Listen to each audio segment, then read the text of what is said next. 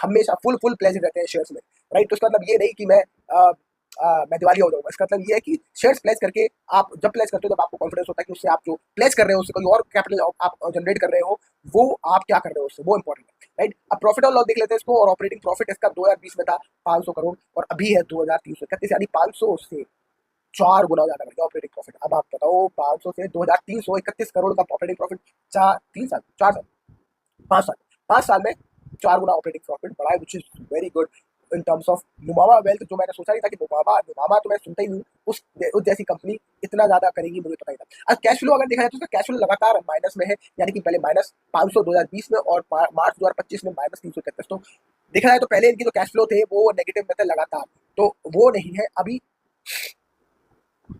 एक मिनट।